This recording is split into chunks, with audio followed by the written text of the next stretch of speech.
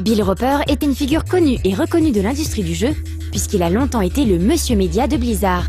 Il a ainsi travaillé sur les séries Diablo, Warcraft et Starcraft, avant de fonder sa propre société, Flagship Studio, qui développera le décevant Hellgate London pour Eidos, pour enfin rejoindre en novembre 2008 Cryptic Entertainment. It was really interesting, actually, after closing Flagship Studios in July of last year.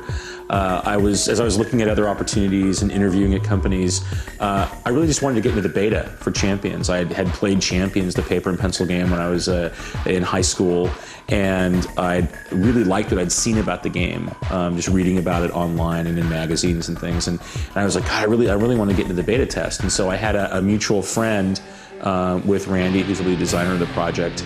And so she sent an email saying like, hey, my friend Bill wants to get into the beta. I talked with Randy and he said, well, actually we're not supposed to let anybody in who's in the industry. And I said, well, actually right now I don't know if I'm technically in the industry because I'm looking at what I want to do next. And so he said, oh, well maybe Cryptic should talk with you. So it was actually pretty cool, the fact that the reason I got into working at Cryptic and working on Champions was that I wanted to play the game.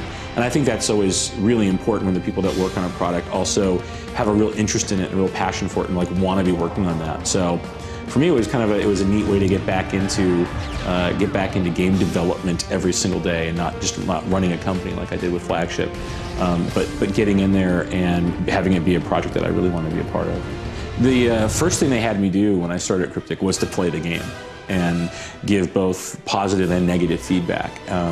You know, things that I really loved about the game was the fact that it did feel like you were taking four-color comics and putting people in it in an interactive way, making a game that was in that comic feel.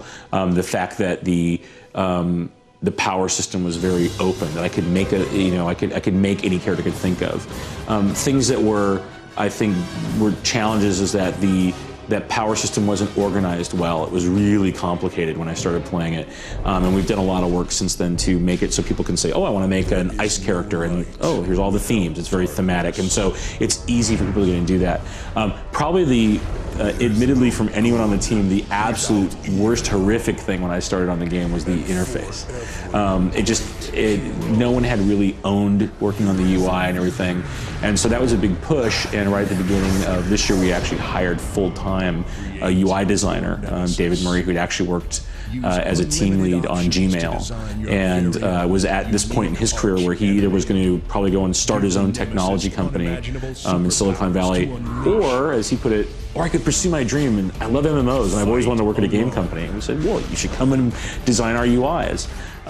So that's been fantastic, and we have Eddie's our UI artist, and we have this team now that's what they care about, and it's been really amazing to see just kind of all the effort and the care and love they've put into the user interface to not only have it be very functional and very intuitive, but to also represent that four-color comics feel.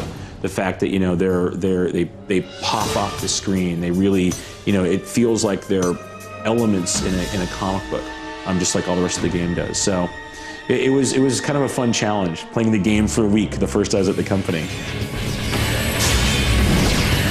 Champions Online n'est pas seulement un jeu, mais également un univers créé au début des années 80 pour un jeu de rôle papier publié par Hero Games, son nom, Champions.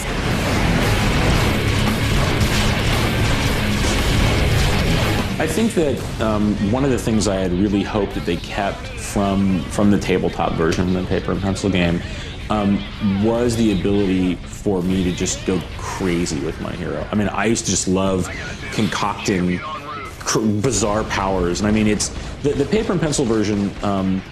It takes it a lot farther because I think paper and pencil gamers tend to be a lot more they like to dig into the mechanics a lot more. With online MMOs, we know that we're going to have a lot of more casual players who are just like, oh, I just want to make the guy that is the fire guy that flies around, and so they're going to that's we need to make it easy for them to do that. But the fact that you can dig into a certain level, and I can not only take this electricity power, but then I'm going to rank it up, or I'm going to take this advantage on it, and then I'm going to get items or upgrades that support that and give me alternate ways that works. I love the fact that they stayed true to that idea. They made it work in the MMO space. And I think that was also a very important thing that they were able to do. the guys at Cryptic really liked the Champions system so much they actually bought, you know, the Champions license. Then we licensed it back to the paper and pencil side. But the thing that really allowed us to do, and I think is what you don't see a lot of times happen when companies license like a paper and pencil game product and then bring it over to the consoles or to the PC, is they get stuck on the mechanics that originally existed. What we were able to do with Champions Online was to take not only to take some of the mechanics, but then also the spirit of those mechanics and make them work on the platform that we're on. And I think that was really important. And so I was glad that even though it really worked very well on the PC and it worked really well as an MMO way to build powers, that it still held true to what I really always loved about playing Champions on paper and pencil, was that I could pretty much make whatever crazy thing I could come up with. Prévu pour début septembre sur PC et Xbox 360, Champions Online sera distribué en France par Atari.